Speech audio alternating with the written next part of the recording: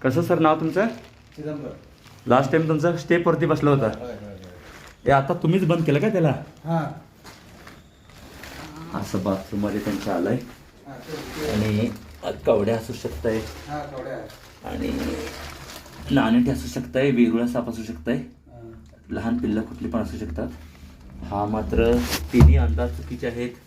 अतिशय वेगळा साप आपल्या समोर लक्षात घ्या, हिंदवाडी परिसरात आहे.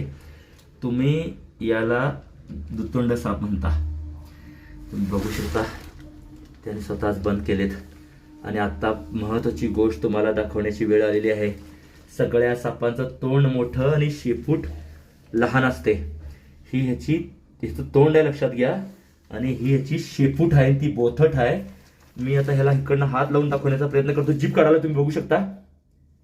आणि या बाजूला तुम्ही जर बघितलं निरीक्षण करून उलट्या बाजूला तर त्याची गुदद्वार तिथं दिसेल. मी त्याला हातानं हे करण्याचा प्रयत्न करतोय.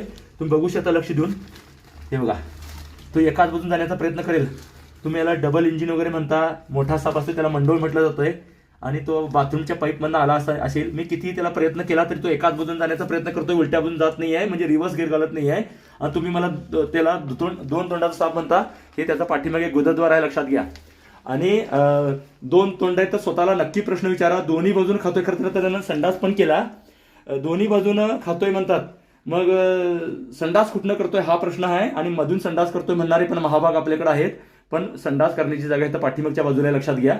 तुम्ही इथं दिसालाय तुम्हाला, हे बघा, हे त्याचं गुदद्वार आहे लक्षात घ्या. आणि हे तोंड आहे.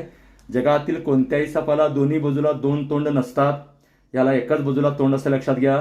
दोन्ही बाजूला दोन तोंड असलेला साप दाखवल्यास माझ्याकडून 1,00,000 रुपये बक्षीस आहे. धन्यवाद.